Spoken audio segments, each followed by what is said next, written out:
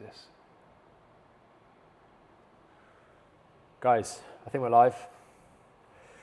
Today, I'm going to be starting off the question that you need to ask any of your practitioners, your specialists, your surgeon, your physio, your chiro, your osteopath, whoever it is. This question is very important and they should have an answer.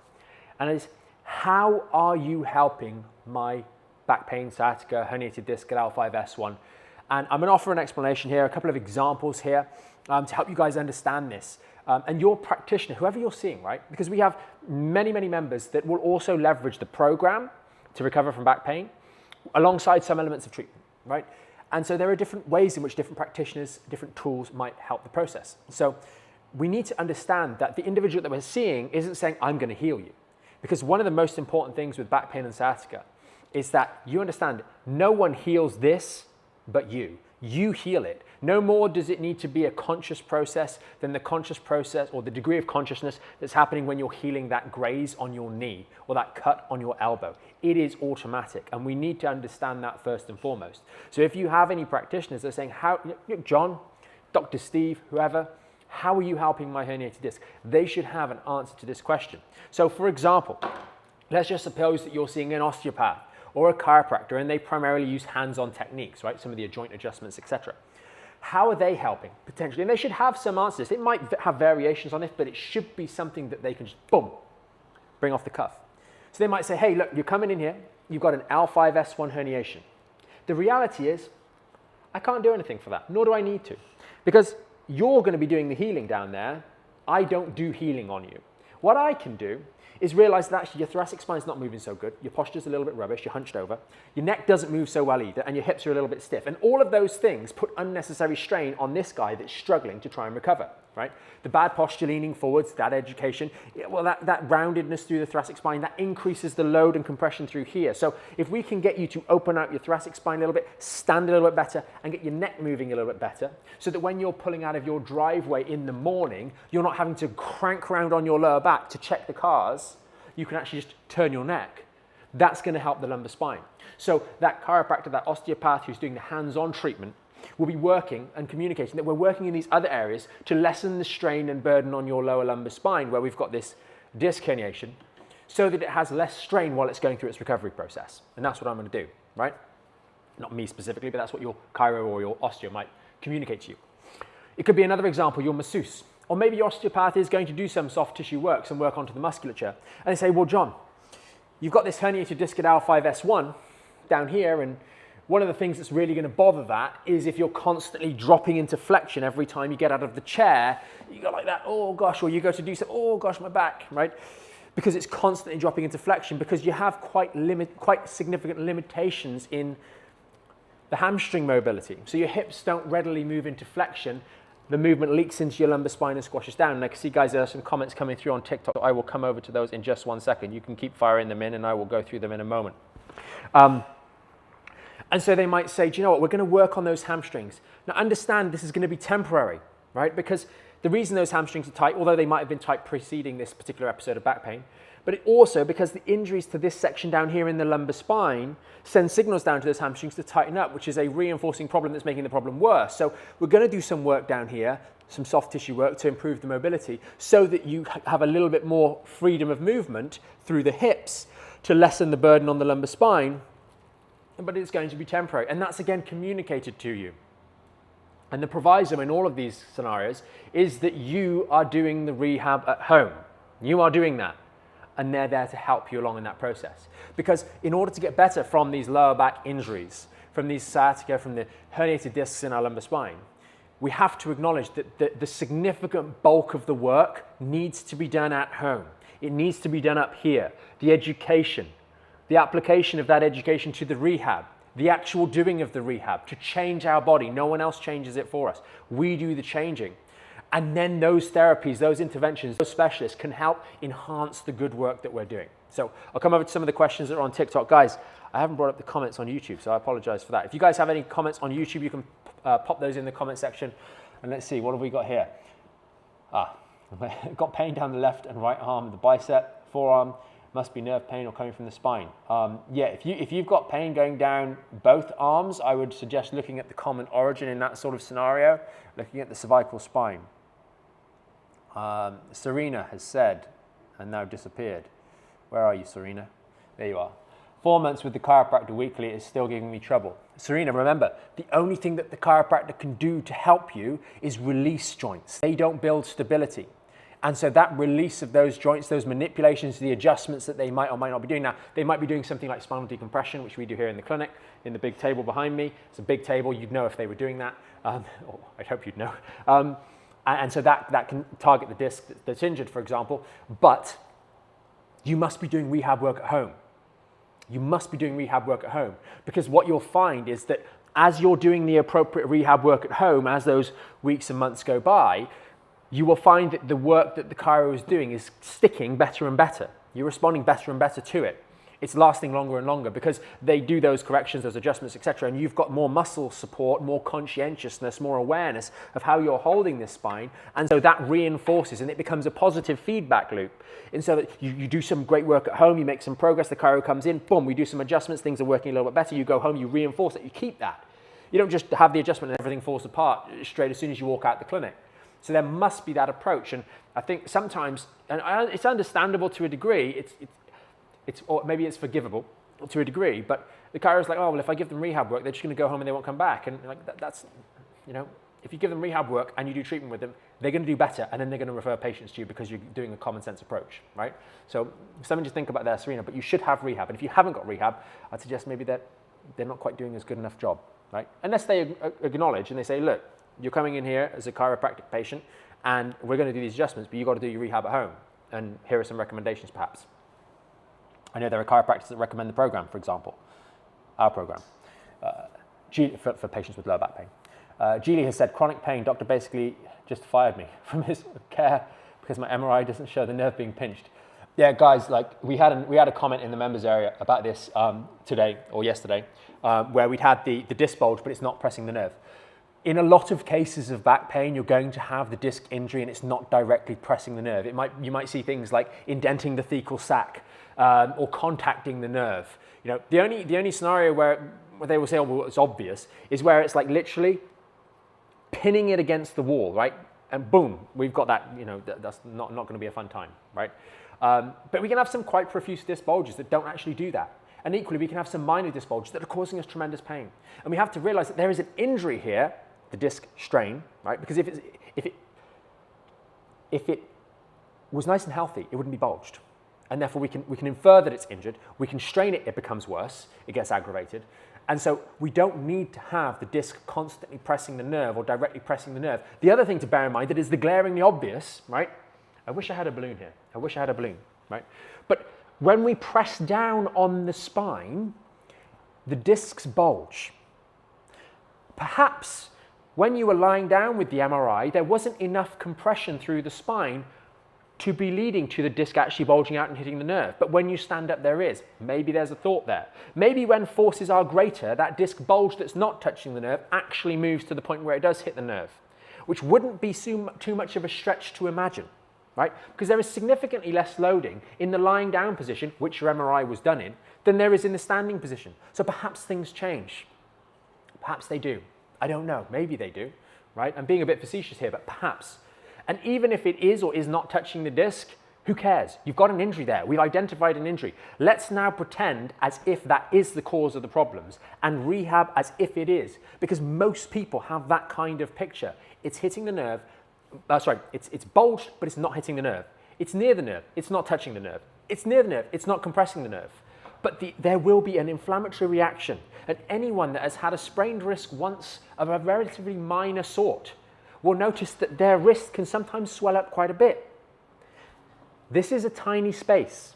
That same level of inflammation that you might get in response to a minor wrist strain, where the wrist balloons up but it heals nicely, could be happening in this area here, and that could be why you're struggling a little bit more, but it's not obvious or evident on the imaging. And so we act as if we've got the injury there. It might not be as bad as it otherwise could be, but let's act as if. And do you know what you find in a lot of cases, too many cases to mention, things get better. I acted as if it was actually the cause of my symptoms because it makes sense. and it fits everything else, and I got better. Well, great, that's fantastic. That's all that matters, really. Some comments on YouTube here. The rehab work has been very useful, feeling much better. Awesome. I'm glad it has. Thanks, Ishak. Nobu said, during the day, I wiggle and bump around a little, moving up or down the bed to get into a comfortable position when sleeping on my side. Is that bad for the spine? No, I don't think there's any issue with you moving while you're lying down. Neither here nor there. Says, recent MRI shows I have an L5-S1 disc bulge and desiccation in pain. In both, like from the top of the ankles, therapy doesn't seem to be helping. I'm considering a fusion, or am I jumping the gun? I think you are jumping the gun. I strongly suspect we're jumping the gun, especially in the absence of severe, red flag symptoms, right? Focus on doing your rehab. I don't know what therapy you've been doing, right? But if you've been doing knee rocks, knee hugs, child's pose, and that kind of stuff, that is not rebuilding the health and support of that area. That's not learning control over that particular area of the lumbar spine. We need to do proper rehabilitation work that is building strength and stability. So those are the exercises that we talk about all the time. The dead bug, the marching bridge, the squat, the hip hinge, the step up. We've got the single leg hip hinge as well. These exercises teach you how to protect that L5-S1, holding the spine neutral. If, on the other hand, as is so often the case, you have been instructed to do bending your knees, rocking your knees left and right and twist, and we've got to get this area moving again. That is a problem. That is not going to be helpful. We need to instead focus on spine stability work, rebuild strength, control over the area, poise, coordination, balance, which is done through those kind of exercises in a safe environment, and you will start to find you have more control over the symptoms. Having a fusion doesn't deal with the fact that there's a reason you're not getting better, right? The reason you're not getting better is because you keep aggravating the back every single day. And unless we acknowledge that and start to change that, what's to make us think we're going to do any better after the fusion? And so often is the case that people have the fusion at L5-S1 without dealing with those factors that I've just mentioned. And then 6 months later or whatever it is, they say, oh, now I've got a problem at L4-5. Why? Because the very factors that should have been built in the first instance, rehabilitation-wise and support, are not done. And so again, we're getting into this trap of going, I'm going to look for someone to fix my problem. I'm not saying that's what's happening here, but it often happens, right? You've got to do the right sort of rehabilitation work, which is stuff that is building resilience to your spine rather than just wiggling and bending it more, right? It's not that smart. It's over, it said, I have constant pain and tightness in the area where the SCM muscle connects to the clavicle. A little bit off topic there. Guys, because we've got so many questions on TikTok and on YouTube, I'm trying to keep them focused on the lower back, I'm afraid. Shiraz says, 2 years, L1 affecting my right leg. Not so sure about the details there. Chase said, my L5 and L4 pop out like I'm trying to stick that thing out. I'm just broken. Not sure what you mean exactly there, Chase, but the discs don't pop out. They bulge, and that might be the L4-5, which would be this segment here, the green to the green here. It might be L5-S1, which is the green to the orange, and they can be strained, they can be injured, and you need to really have a look. You can see it's got a tiny little profile picture, but we look like we're in the gym perhaps. So I imagine there are some areas for improvement in our technique, and we need to maybe back off and just reevaluate some of the control poise over holding our spine with a nice neutral lordosis when we're doing our exercises, and rebuild from there. If we're injured, focus on the injury and rehabilitating the injury. What else have we got? Literally just got out of rehab. I'm not going back. Okay, John, I'm not sure what rehab we're talking about here. Okay, where are we? How to treat a retrolisthesis L3 to L5. Again, right? What is a retrolisthesis? It is an injury to the segment, the interaction between one vertebra and another. The retro meaning going backwards, so it's shearing backwards a little bit. And what is that? It's a failure to stabilize the segment. So what do we need to do in the interim? We need to provide that stability from the outside. We need to learn to control. And this is all you guys can do, right? Whether you've got an L5-S1 issue or whether you've got an L4-5 issue, right? Or whether it's L3-4, whether it's a couple of segments, like in this case. All you can do is provide support and stabilize the section between the bottom of your rib cage and the top of your pelvis, here. And it works for all of these areas.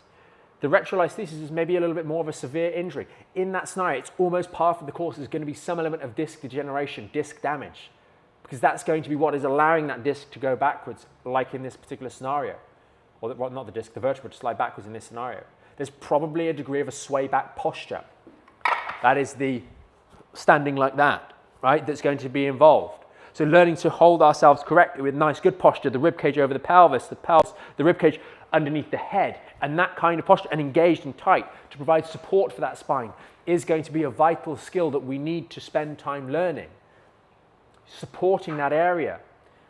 Someone doing some treatment for half an hour, for 45 minutes, or an injection or whatever it may be, does nothing to provide support for that area. While they can have utility and they're used in a way that might be sensible, then it is discussed. You have to do the providing of support for this vulnerable section of the lower back, which is why education and support from a rehab point of view is so important. Connor said, I've been awful for 6 months. Should I get an MRI scan? So I'm assuming that this is a lower back issue. I'll just see if there's any other commentary. No. I'm assuming that this is a lower back issue. The MRI generally confirms what we had suspected. The MRI will not change the rehabilitation that we need to do. If we have a lower back injury and we have clear signs that straining the lumbar spine leads to more aggravation of symptoms, that's all your orthopedic tests are. So you go into the clinic and they do some provocative testing, orthopedic testing, whether that's with your orthopedic surgeon, whether that's with your osteopath, your chiro, your GP, or whoever, and they have an understanding that, it looks like we've got a bit of a disc issue here. Having the MRI doesn't change the rehab. And that's maybe one of the reasons why there is a certain degree of reluctance to doing the MRIs as well, not only the cost, but it's not going to change the rehab, right? There is no scenario in the thousands upon thousands of cases where we've had spinal imaging where they do the imaging and we go, oh no, we don't actually need to do rehab. Glad we did this. We don't need to do any rehab. You're actually perfect. And we're good, right? We need to do something else instead. Rehab is always a part of the process. So while the imaging gives the surgeon specifically the understanding that I need to go and cut on this side instead of this side, for your rehab, it doesn't change anything. So you have to be doing the rehab work, the correct rehab work. Unfortunately, especially here in the UK, the process is very much like this. You have back pain or sciatica, you ignore it for a significant amount of time. That's the first thing, right? Then you get to your wit's end and you go to the GP. You probably then had to wait for a good number of months, unfortunately, to actually see the GP after you decided you want to deal with your back pain. All the while, the back pain has gone from an acute problem to a chronic problem. Now we've got extra layers of complexity to deal with. Now you see your GP and they go take some painkillers, some muscle relaxants, because it's probably muscle spasm. But I'll refer you for physio if it doesn't get better in the next 6 to 12 weeks. You can see how time is just marching on. And then you go to the physio, they give you a sheet of exercises, tell you go home, do those, and come back if it's worse. And then you try those exercises, realize they're just a shopping list of exercises. You're doing knee hugs, child's pose, hugging your knees, rocking them left and right, lying on the floor like a fish doing that, and other such movements, realizing that actually this is not rehabilitation, it's just a shopping list of exercises. Then you go back to the GP and say, hey, can I have an MRI? They probably tell you no, you don't need one, it gets better on its own. You say, well, it kind of hasn't, and now it's been up to a year. And then you end up pleading and you eventually get an MRI, and then they go, it's a disc bulge. And we could have told you that ages ago because basically everything you were saying fit it was a disc bulge, but now we're going to try the physio again and then do some injections. Like that's the kind of route that it tends to go, and I'm being a bit facetious there, but like you see it time and time again, right? And so don't let the fact that you've gone through that rather shoddy process that isn't really fit for purpose anymore, because it just can't, you can't let that much time go by with a problem. Right? Don't let the fact that you've tried quote-unquote physio make you feel like exercises can't help you. Because what you've tried is not physio. You've tried some random stuff, right? Some random movements with no support whatsoever, a sheet of exercises, right? You don't even know if you're doing them right. You don't even know what the purposes of them are. There's no educational support whatsoever. And so, like, don't write off the fact that rehabilitation really works. Like, it's essential. It's essential. And you start doing rehabilitation, start learning these things, and you'll find that things turn around. So hopefully that helps. Louise says, are there plenty of standing alternatives to laying on the back within the rehab program? Yes, I believe, Louise, and I'm going on the memory here that you might be pregnant. I forget. Sorry if you're not, but the name and profile picture rings a bell. So yes, it's not even so much that we have support inside the program, right? So if you're struggling with certain things, like for example, the pregnant lady can't lie down after certain points, there are standing options that we can discuss. We demonstrate those and all that kind of stuff. So yes, probably the best one I'd switch over to would be things like a Pelvic press, things like a abdominal rotation. You can do standing hip flexor as well, which is quite a nice modification of a dead bug. You could even do a bear crawl, but that might be a bit advanced, to be completely honest, if you're just starting out with things. Any suggestion for knee weakness? Susie has asked. Strengthen the legs. So squats, hip hinges, step ups, single leg hip hinges. those are the things that are going to get you better because they build strength in the legs. What else have we got here? Okay, here we go. Oh, yes, I am. Oh, good memory. There we go. Man, I'm glad I didn't remember that correctly because that could have been a bit awkward if I hadn't have. So Louise, hopefully that helped. What else have we got here? Had a steroid injection on Monday on my disc, still in agony. I've been struggling for 6 months. Guys, when you have an injection, and I can see some comments coming in on YouTube, so I'll come over there in a second, guys. When you have an injection, if you're getting any kind of like consequences or not getting any consequences in the days afterwards, firstly, it's always good to ask before you have the injection, like, what should I expect here? Reach back out to them. Say, hey guys, I'm still really in a lot of pain. What's going on here? What was the expectation that was supposed to happen here? But I would also say, if education's not there, if rehabilitation's not there, you've probably had the injection and gone straight home and carried on doing the same sort of stuff that you did before. And if that's not actually addressed, the education is not there to say, do you know what? When you get back in and you go down and you go, oh, hey, little doggy, how are you? That's not so good for the back, right? I'm just using that as an example off the cuff. But you guys get the idea. You have to have education and rehab support. The injection does a grand total of nothing for the actual injury that is there. So if we're not aware of that acutely, we're going to think that, you know, my back's supposed to be okay. Injections do not heal anything. You still have an injury. If you're lucky enough to, well, I would argue maybe this is unlucky actually, to get some relief of the pain, then, you know, and if we're not addressing the fundamental reasons why we keep flaring the back up, then we're probably going to continue to do that. And so that's why we talk about it again and again and again, for you guys to get better from back injuries, right? Because that's what you have. You might have back pain and sciatica or sciatica. You have a back injury. You need to be educated and supported in the rehabilitation and support and protection of that lower back so that you don't inadvertently make it worse. Burn It Down has said, are reverse hypers good for extension, good for sciatica? I don't think that they are. Again, we're trying to fix the sciatica. The sciatica is the symptom. We have a back injury in the event of sciatica. And the reverse hyper, I think it's probably a little bit extreme. I would be focusing on a hip hinge. I would be focusing on a squat, etc., etc. Focusing on those kind of things rather than using the reverse hyper, the Roman chair, and all those other sorts of peculiar bits of equipment. We need to make our rehabilitation exercises accessible and also useful to our daily life in so much that we are learning skills that are transferable. You are practicing squats partially for the reason that you squat multiple times a day. So you're ingraining a good movement pattern so that it's subconscious, not just so you can squat in the gym. There are reasons why those exercises are chosen. The hip hinge, because it is emblematic. How often do you lie on the floor and just kick your legs back like that, right? I don't have a reverse hyper, so I can't do it, right? But you get the idea, right? It's very useless as an exercise, right? Sure, for the person that's actually training in the gym and you don't have a back problem and you've got all day to do all sorts of extra cool activities, I've been there, right? I understand that. But because of limitations of time, you actually need to be effective. For most people, we don't have 15 hours every day to go and spend time in the gym, so we have to get the bang for our buck. And that's like for the non-injured individual, right? So I think the reverse hypers, sure, you might find them nice, but I'd suggest you're probably going to end up doing significant lumbar flexion when you're doing that inadvertently, and that's not going to be good for the sciatica, even though it might feel nice at the time. My lower back feels completely wooden. I can't touch my toes with straight legs. I'm only 27. I'm assuming, Cyanid, that we've got a back injury down there, and that we're probably just rounding our lower back when we do that. Have a look at yourself from the side. Like, have a look at what the lumbar spine looks like when you go standing and when you round, right? You might be doing this, right? So we are locked out with the legs. Oh, I can't go any further. Well, we have flexed our lumbar spine. We have no hamstring flexibility, right? But we need a little bit more information to say too much more that's going to actually be intelligent with regards to this particular comment, but I'm assuming we've got a bad back. It's very reasonable to have restrictions in that area of mobility if we have a bad back, an injured lumbar spine, and so you need to get working on the rehab. And the rehab prioritizes strength building and stability, and then later on adds in a little bit more in the way of flexibility work. But if your hamstrings are so tight, they're really limiting the amount of hip flexion that you have, which would be necessary to go down and touch your toes. They're often going to be associated with the injury at the L5-S1 because that injury is going to send signals out to the hamstrings telling them to tighten up. So just trying to do stretching is a loop that just doesn't work because you stretch, you feel better, you have more mobility, then you re-injure your back because you have no stability, and then the half an hour that you did stretching 15 minutes ago is now all been undone because you reached for the kettle and your back flared up again and everything tightened back up. Strengthening work builds stability. Stability builds protection. Protection allows healing to go on uninterrupted, which allows your flexibility work to actually last longer. So hopefully that makes sense.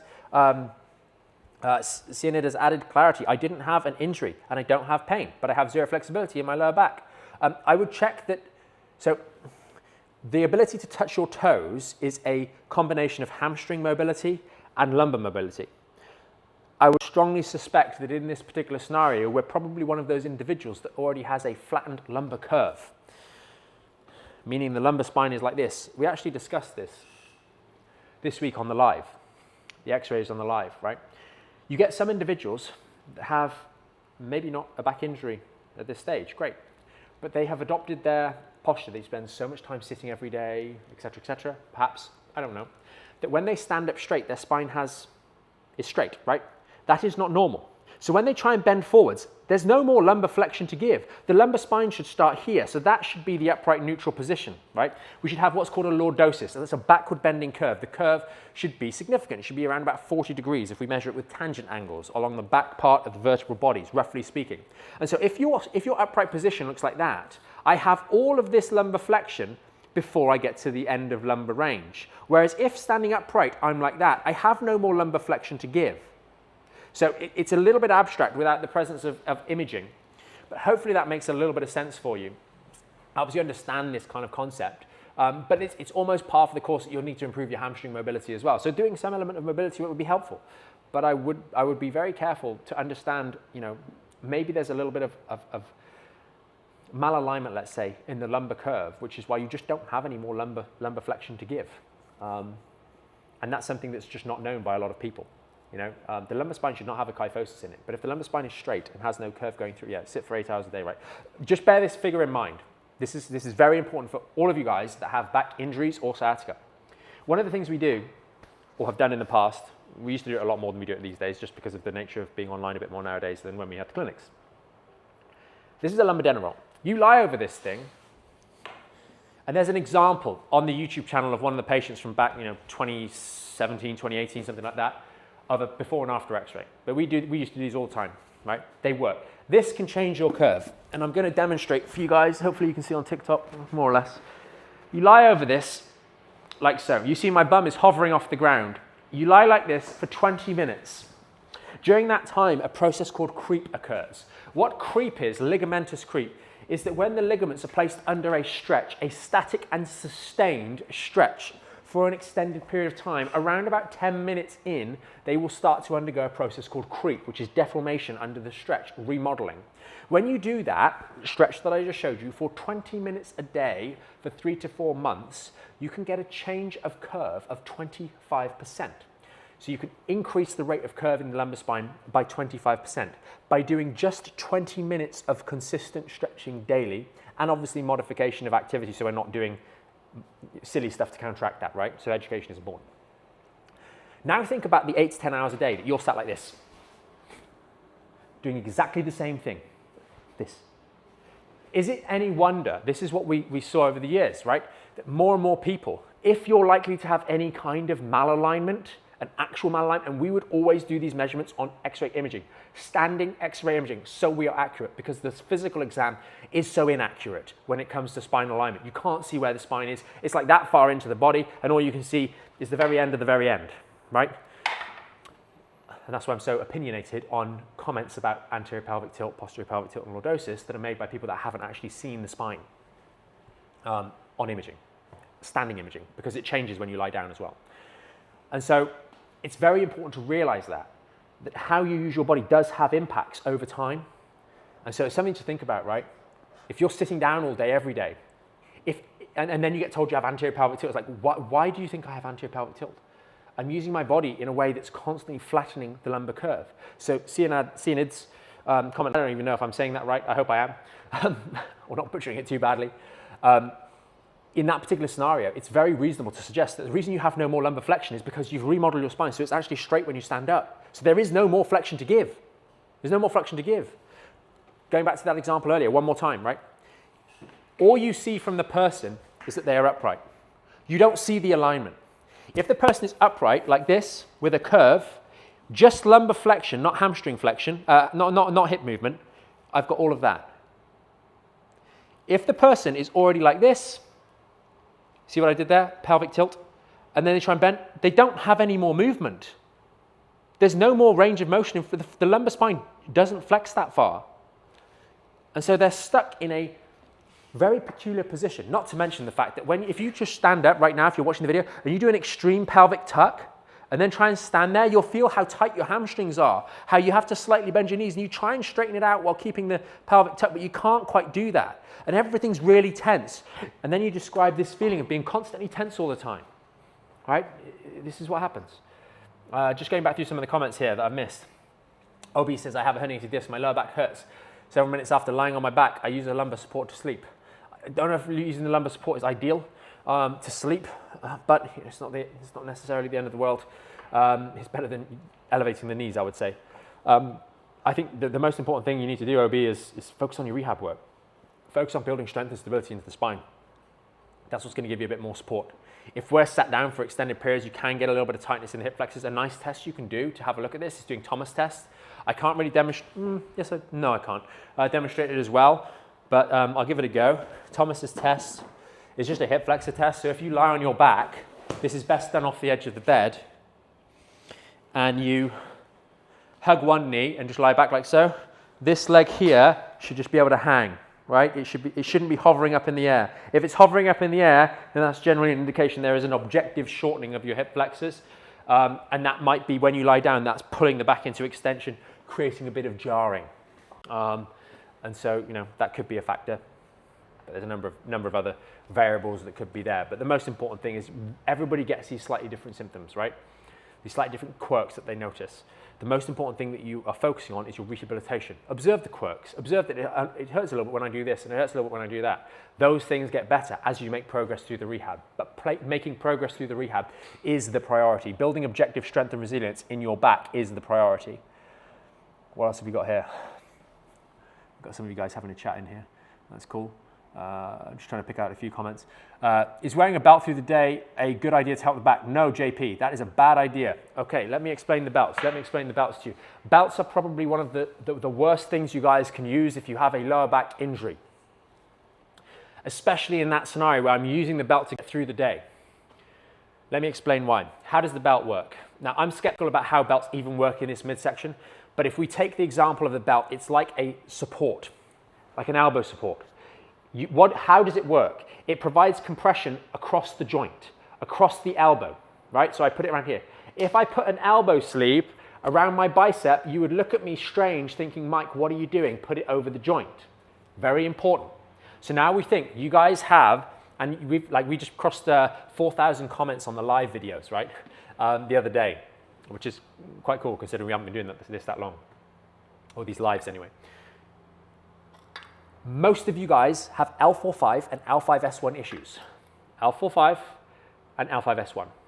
Assuming you are a skeleton and have zero body fat and have no internal organs, or very little of them, you are able to get the belt down to here, which means your belt sits here, okay? That's where it's sitting, meaning that at the lowest it's holding here. So all it's doing now is protecting L4 and L3 and L2. And I don't think it's doing those particularly well anyway. So what can happen now? Well, the injured segments are going to be the ones that move. If you're not learning how to engage, if you're learning how to engage your core, you don't need a belt. And if you're not learning how to engage your core correctly to provide support in the real world, then using a belt is going to make you worse. So there's no scenario where using a belt is actually appropriate. We went to a seminar a couple of weeks ago. We just released a podcast episode this week. Yesterday it went out on engaging the core. And it was a chat with Sean about this. He was Sean McGill, a very strong Australian guy, bald head, big moustache, very, very cool dude. And he made the statement. He said, you earn the right, this is in the gym scenario, not in the back injury scenario. But he said, you earn the right to use a belt when you don't need one. And in the seminar, he proceeded to squat 220 kilos in front of everybody with no belt. No funny straps, no funny supports. He didn't have someone else holding the weight. He did it himself. That is the point of training. Now, granted, He talks about using a belt to do 300 kilos on a squat. That's an athletic pursuit. That's not a health and wellness pursuit at that kind of level. That's his personal goals, right? But there are too many people walking around the gym with a belt on their back doing squats on like 40 kilos. It makes no sense. It's not protecting the area that you think it is. And just because Ronnie Coleman did it for a long period of time doesn't mean it's appropriate. Most people should not be using belts as a general rule. I think they provide no benefit, but they feel nice when you put them on, especially those corset-like ones. Learn to use your own belt. It's called your abdominal region. Learn to engage and stabilize the core. That's what's going to fix you, rather than wasting money on things here and there that are doing absolutely nothing, but arguably put you in a more vulnerable position. So to repeat, you can't get the belt to protect the actual segment that you have injured. What's worse is that it might be working on a segment that's not injured, which means that instead of all of these joints partaking in the movement that you're allowing to leak through your lumbar spine, most of that movement is being taken by the very injured segments that you're trying to protect, but doing poorly. So it's just not a good idea. Belts are not a good idea. I just don't see the merit in using them. So hopefully that helps. And I'm very, very grateful for that question. Sorry about the passion coming through there, perhaps, but it's a very, very good question. And it's just like when we stop to think about it, that's why I went through such a random chat about it. Hopefully that makes sense. I am with a physio for back problems, but I have burning deep pain in the calf. It would reasonably be linked. Yes, Shannon, that would be a reasonable link. What else have we got here?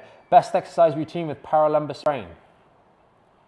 The same sort of stuff we talk about. Because if we're talking about we've got some sort of injury to the spine, I think we're getting a bit fruity with our language there, to be completely honest. How did you sprain the paralumbar? At what level, I don't know. But how did we do that, right? I'm imagining we've probably got some kind of injury to the lumbar spine, maybe L5S1 or L45, and therefore everything we're talking about is going to be very relevant to you, Keen. What is optimal frequency, intensity, rest period for exercise to strengthen the connective tissue? I think we're majoring in minors in these sorts of scenarios, guys. Just focus on simplicity. There's too many people talking about strengthening the fascia, stretching the fascia, targeting this connective tissue, and all this other kind of stuff, because it just adds complexity, and we think, oh, because something sounds really complex and novel, it's going to be the thing that fixes my back, as opposed to the simple and the mundane, because the simple and the mundane doesn't really help. So doing your squats, your hip hinges, focusing on your dead bugs to learn how to engage the core in these appropriate ways, that stuff's not particularly sexy, and it sounds too simple. It sounds too simple. There should be a secret sauce that's going to fix it all, but the reality is there isn't. And there doesn't need to be. Just focus on building strength and resilience into your lumbar spine. You better believe that the connective tissue, the fascia, is all having strain going through it when you're building up your squats and your hip hinges. So are the discs, so are the facet joints, so is the other connective tissues there, so are the tendons, so are the ligaments, so are the muscles. It's all getting strengthened in that process. And so that's all we need to worry about, rather than getting, like I said before, major and minors. When to start touching the toes post-injury, ZZ. I don't know why you need to touch your toes post-injury, why that's a mark. I mean, that might be a marker of success, that's fine, when you can without aggravation. But most of the time, you're probably not going to have the mobility to be able to do that.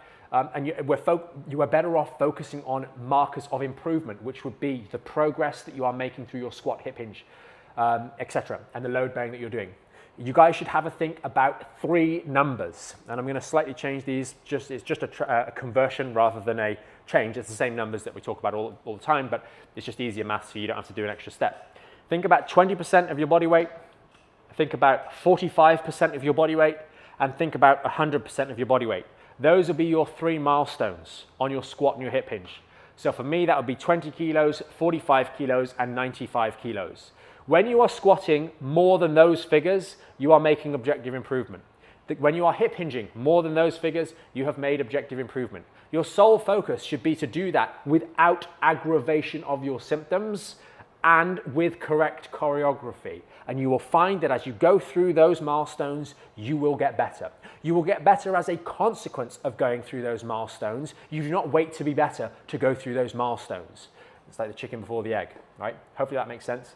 Very, very important figure. Write them on your fridge. Stick them there. When you try your rehab and you get your 5 kilos out and your 10 kilos out and you go, I'm going to do a squat with the 5 kilos and I go goblet squat. Oh, okay, that's great. Okay, no pain, great. And then you pick up the 10 kilos, obviously better than this. And then, oh God, that's too much. That's too much. I can't do that. That's too much. I can't do that. So I'll stick at 5 kilos for another few weeks doing my squats or another few sessions, and then I test my 10 again. oh, I can do it. It hurt last week, but I'm there. Awesome.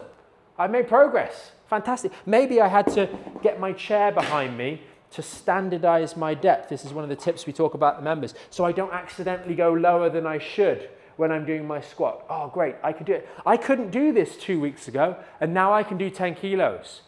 10 weeks ago, a week ago or 2 weeks ago, 10 kilos going through my spine was too much for me to bear. Now it's not. Now part of that might be the technical improvement. Part of it might be the adaptive change that's taken place in the tissues. Part of it might be the change that's taken place in the injured tissues. Part of it might be the change that's taken place in the muscular system around that area, supporting it. It doesn't matter. It's objective improvement. And that's the most true, the closest you can get to having an idea and a measurement of the healing that's taking place in your lower back. That's the main thing you guys want to pay attention to more than everything else. Because then what happens is everything else starts falling into place. You're not as sore in the morning. You can go out on longer walks. Driving in the car is not as painful. It still will make you, but everybody fails at some point, right? Sean, for example, as strong as he was, the second rep of 220, he didn't get it. He wasn't just squatting endlessly, right? Something to bear in mind. Oscar, what's the best exercise for frozen shoulder? Given how I've seen you moving, I don't know if you've necessarily got frozen shoulder, but you might have strained the shoulder joints. One of the best stretches for the shoulder I heard about was by a surgeon, I think, in California. And he got his shoulder patients to do this. And bear in mind, I think most of them had supraspinatus related issues. And he just got them to regularly just go and hang. Notice I'm not completely hanging. But what you do is you hook your hands over, like the door frame will work, but you guys can't see a door in this room. And you just hang here, holding onto the bar. And just, you've got to make sure that your deltoid relaxes completely.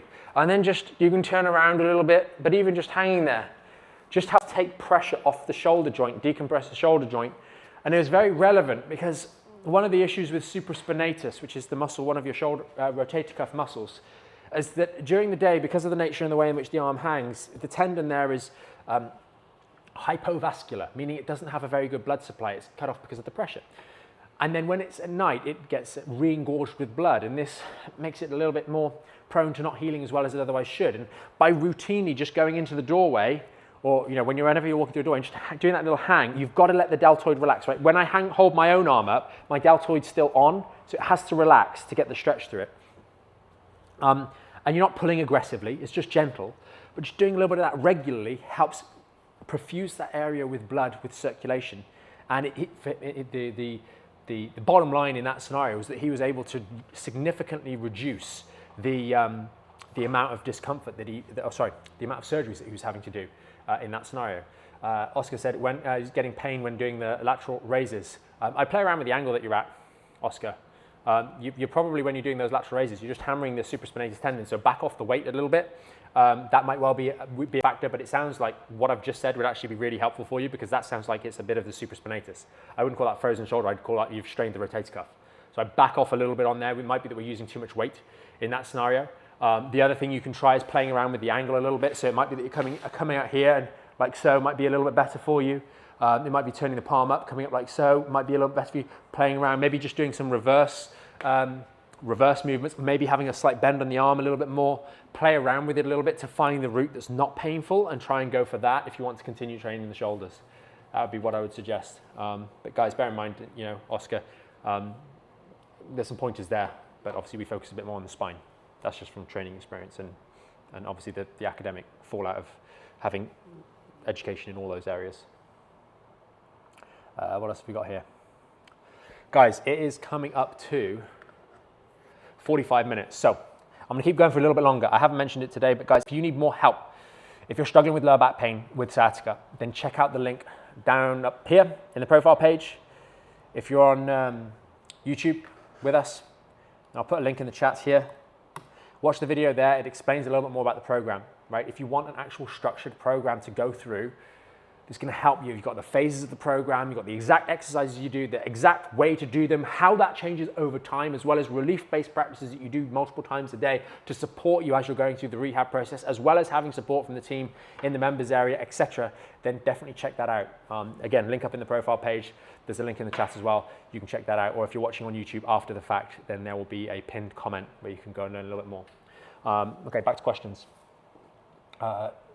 Joe has said, For abs, do dead bugs and marching bridges, no exercises where you flex your spine. That sounds like more a statement than a question. So yeah, dead bugs and marching bridges are good. We don't want to be flexing the spine. Watch YouTube by Mike Van Wyck on lateral raises. Most people do it wrong. Awesome. Yeah. Oscar, check out the Secret Team's comment. Just copy and paste Mike Van Wyck. I haven't seen it, but sounds reasonable. What else have we got here? I've done phase 2 today, felt pretty easy. Shall I move over to phase 3 or up the weight, stay in phase 2? JP, if you're in the program, definitely have a look at, well, if you're following through with the workouts and you've not got any aggravation during them, awesome, get into phase 3. A lot of the stuff, as per the strategy section, phase 2 and phase 3 are like transition phases of the program. So you do your phase 1, you get that right, you get into phase 2, and then we want to get you over to phase 4. So don't stay in phase 2, because what you're about to do now is test out new weights, right? And that's exactly what we're trying to teach you to do safely in phase 3. So that's, go through the strategy section in phase 3, and then off to do some experiments. But I would strongly recommend JP, or JP Mobile Valet Co. Get some videos of you doing the squat and hip hinge in particular into the group, so we can see, just to give you, that reassurance, and any particular tips that might or might not be necessary, as well as remembering to keep up doing your core relief work, right? Keep up your core relief work. Oscar said other things when I lay down, like water. Oscar, it could well be that there's a bit more of a neck issue there rather than the shoulder per se. Have a look at what you're doing with your neck when you are in those positions. One of the classic mistakes that a lot of guys make in the gym when they're doing shoulder raises, they do this. I'd also suggest that, like, one of the great changes for me has been really helpful is actually been doing, if I'm doing shoulders, I just do single arm exercises. Like if we think about a shoulder press, right, there's a lot more compression through the neck when I do this than when I just do a single arm. I find that they're really a lot better, single arm shoulder exercises, personally, specifically for the neck, Oscar. What else we got here? Christian has said, a kneeling chair is worth trying. I have a good office chair, but it's not redistributing the weight. I think, Christian, we discussed this on the Back Pain at Work podcast episode, and that is that I think a stool is actually a better option, where you've got like a higher stool position. If this chair went a bit higher, it'd be really good, right? Because that way on a stool, you can perch like so. Kneeling chairs are actually quite a faff to get into. And so I think having a sit-stand desk with a perching stool like I've done on this chair now is actually a much better option for you. Brad has said here, Mike, when I do the single leg hip hinge, I notice a slight compensation tilting side. Yeah, like we really have to work on it, right?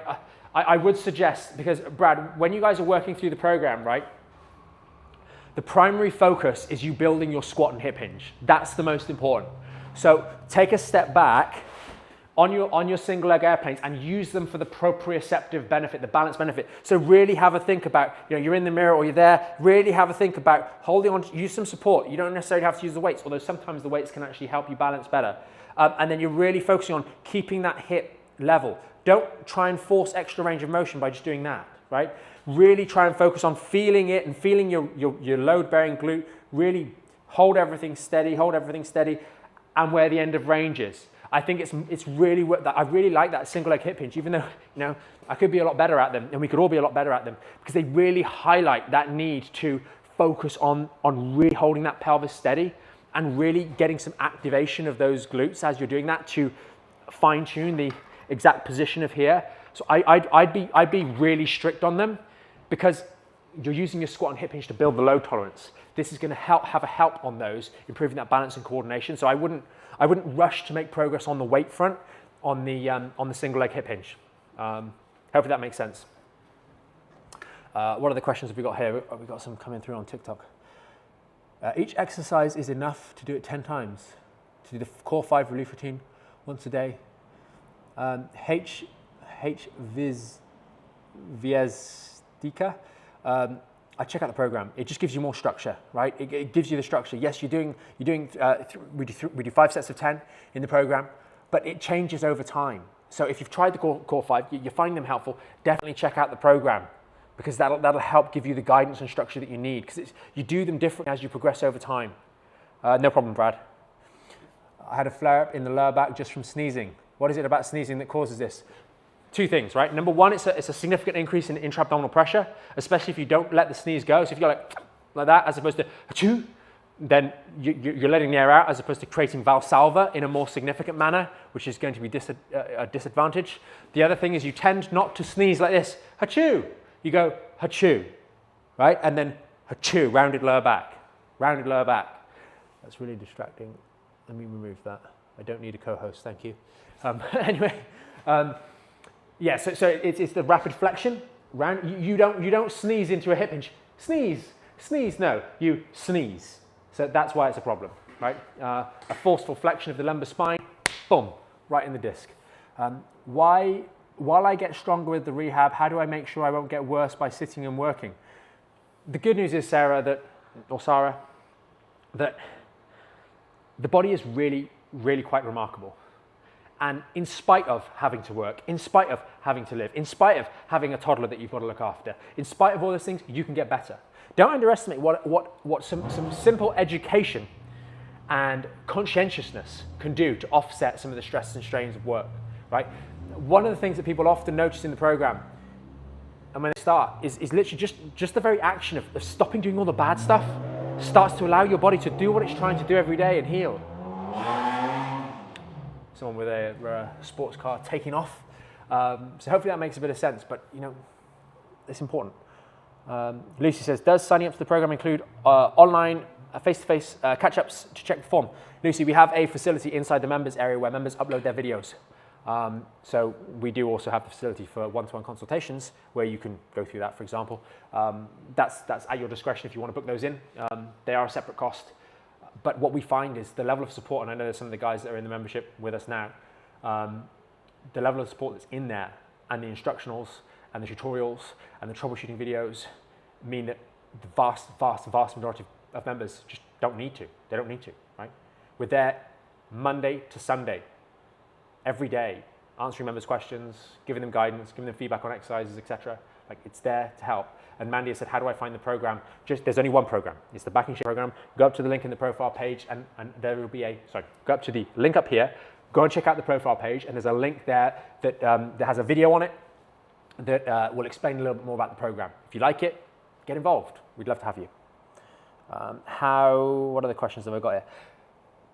How many sets of the core 5 should I start with? I've just been doing one for almost 2 weeks. You have to progress, so make sure you're doing them aggravation free. We typically get people to do 5 sets of 10 on the core 5 exercises or on the rehab program. We like 5 sets of 10, it's a nice level, but that changes over time, right? You've got to start safely introducing load, etc., etc. How to progress the non-load bearing exercises? That is a very good question here from Clint, right? And we talk about this in the program again, right? Dead bugs and marching bridges, they are great exercises, but they go from being a core exercise to a primer. And we talk about this a lot in the latter stage of the program, phases 3 and 4. Your dead bug and marching bridge, they don't have the capacity to exert strain. The way in which we build our core consists of a number of areas, right? The core consists of the musculature around here, and it consists of the spine itself. That is the core of the core, right? And we could say the pelvic floor as well and those muscles. Those are going to be exerted. We're going to be exerting strain on those by way of our training, just the way in which we exert strain on the bicep to get it stronger. And we need a mechanism for exerting the maximum amount of strain safely, of course. And so the problem is, once you get to a certain level, your squat is always going to be exerting more strain on the core musculature than your dead bug or marching bridge can do. And so they get relegated to warm-up exercises, to priming exercises, to activate the core, get it pumped up a little, get you a bit more aware of it. But then you're building the core through your squat and hip hinge. And you are lost if you think that the squat and hip hinge is not a core exercise. We used to get people asked that question because it's natural, because you're bred to believe that a core exercise is when we lie on the floor and we do this. You know, whatever, right? You guys get the idea. That is a core exercise, but it's not working on all of the core. This is why Pilates will never be able to be a complete core workout, for example, right? Because Pilates does not exert strain on the core of the core, which is the spine. Whereas the squat most completely does that. You better believe if you don't engage your core and you have a bar up here or a weight in your hand and your core does not stay engaged, you will fold. Fold over like a wilting flower. So those exercises are ones that strengthen the core. Now you take the step up, you take the single leg hip hinge as demonstrated a moment ago for Brad. Those are also core exercises. So what I mean by that is there's only so far that you can actually take the floor-based core exercises before they become more priming movements rather than actual strengthening the core movements. Secret Team has said, my glutes are definitely stronger doing these squats and hinges. It makes a difference. Awesome, good work. And remember guys, what we're doing is we're building up the leg musculature, the hip musculature, the back musculature, so that it is competent enough to withstand the loads that we're going to use, because those loads through those movements are going to strengthen up the spine itself over time. And that becomes self-evident as the loads tolerances increase. Ad Conway has said, L4-5 is causing pain in my hip, which makes walking and standing some of the core exercises tough. What we should be looking at, so the walking and standing, that's one thing, but with our core exercises, movements like the dead bug and the marching bridge, we're looking for aggravation free.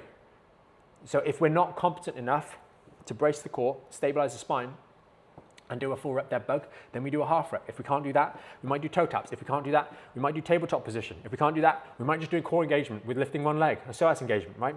And we break it down, and then we build it back up again, right? But you have, the hardest part, I think, for some people is realizing that you don't do the exercise, you do the version of the exercise that is appropriate for your current level of strength, your current level of competence, your current level of ability. And so there is a necessary process of discovery. Now you could either start at the very most basic. Can you lie in bed and do this? And engage your core. Okay, everybody can do that with no problem. There is, rather, let me say, everybody can start to learn that. You might not be able to do that. Everybody can start to learn that, and it very clearly is not going to be causing any objective worsening of the lumbar spine. Now, you could do it wrong. You could do some funny pelvic tucks and it could be irritating. You could do some funny arches and bends, but that would be doing it incorrectly, right? You wouldn't have an existential crisis if you got into the car tomorrow morning and instead of hitting drive, you hit reverse and reverse back into your car. Now, you might be back into your driveway or your garage, right? You wouldn't have you'd be like, oh, I made a mistake. Whoopsie, silly me, a costly one, but a mistake. I wouldn't question my ability to drive. I might question my ability to pay attention, but my ability to drive, I would not. So if you're doing those core and spine stability exercises and doing them incorrectly and it's causing you aggravation, you need to take a step back and evaluate what you're doing wrong so we can do it correctly. Scott, I have L4-5 disc degeneration. Scott, I said earlier on TikTok anyway, we got a notification the other day that we've done over 4,000 comments, right? That's just since we've been doing TikTok lives. And that is probably the last month now. It's probably just over a month that I've been doing these TikTok lives, right? 4,000.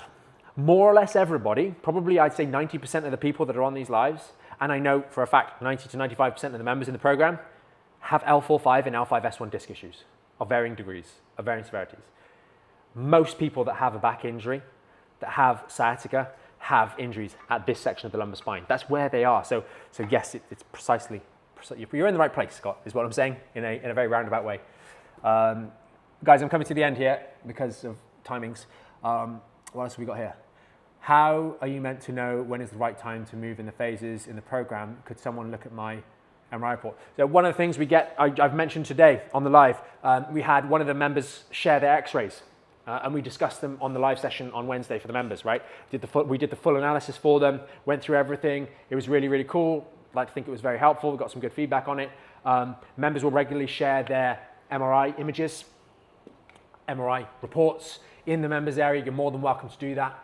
And with regards to going through the phases, each of the phases, it's not like, this is one thing, maybe the expectation, maybe we're not clear enough with the advertising, so to speak, of the program, but each part of the program, and I think this is in the video that I tell you guys to watch, we have the phases, they're broken down into 3 areas, right? So you've got the phase, you go into the phase, there's phase 1, for example, and there's a strategy section. The strategy section is how are you going to go through this phase and when do you move on? How do you approach the exercises safely? So how do you use the live materials, the exercise materials, the practical materials to do things correctly, right? So that's a strategy, instructions, think of that. Then there's the actual practical, which is a demonstration or a tutorial video of the squat. It might be a 20-minute video on how to do the squat and different variations and so on and so forth. And then there's obviously live workouts. And then there's an education section, which in phase 1 is quite lengthy, right? And that's education on stuff around the topic of back pain, back health, etc., etc., etc.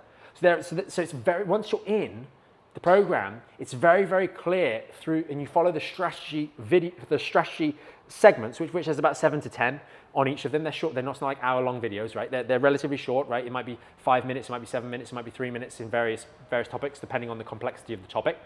And you go through all of those, so then you're like, boom, I know what I'm doing. Okay, I did the video, this is how I use the tutorials, so I go and watch the tutorials. I make some recordings of myself, I make some notes, this is how it felt. Okay, I've got my exercise, that's the dead bug done, I know which one I'm doing. Okay, on to the next one, boom. And so on and so forth. So we've taken great pains to make it as helpful and as intuitive as possible, but you've got to start. And it's nice, like there's an awful lot of material in the program, but once you get in there, we funnel you through the strategy that you need to go through, and then you've got other educational lessons that are on the side that you can go off into as your inclination and takes you. Christian said, "Are we able to give you YouTube hypes? If so, I will." Thank you, Christian. I don't know what they are. I can't see them on this setup because I'm using some streaming software, but I appreciate the gesture. I definitely do. What else have we got here? Guys, I am going... Oh, no, don't do that. Oops. Okay. Guys, thank you, Clint. I'm going to wrap it up there. It's been just over an hour. I do hope this has been helpful for you guys. If you have any questions, you can always reach out to us. If you need help or support with recovering from your back pain, check out the link up in the profile page if you're on TikTok. I appreciate you guys. Thank you very much. We're trying to do lives a couple times a week for you guys, so keep an eye out. And again, if you need help, get in the members area. Get in the members area. And those of you guys that are members, awesome. Thank you for joining us on the live as well. Just fire these questions in. Thank you. Take care, guys, on TikTok. YouTube. Scott, you had that question about fusion. Give me one moment.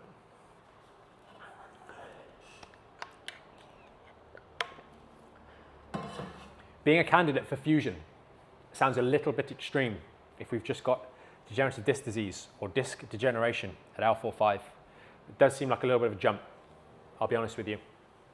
I would sincerely have a look at the rehabilitation work that we talk about. It's so important. Where we've got degeneration, it means that a lot of the stuff that we've been doing over a long period of time has been putting unfair strain through a particular area. L4-5 and L5S1, so that's this one here and this one here and this one here and this one here. Those are the most commonly injured sections of the lumbar spine. And part of that is because of the way in which we use our body every single day. We're sat, boom, flex through, boom, flex through. We saw on the x-ray of one of the members this week, significant flexion through the lower lumbar section of the spine, particularly L4-5. And that's putting more strain through the disc. Well, if that's the status quo, because we're sitting like this every day, unless we have that discussion that that is a factor, then we need to really have a think about that. And I would, comments like I'm 50 with the generation of a 79-year-old, if your surgeon said that, I'd suggest that's a little bit hyperbolic, to be completely honest.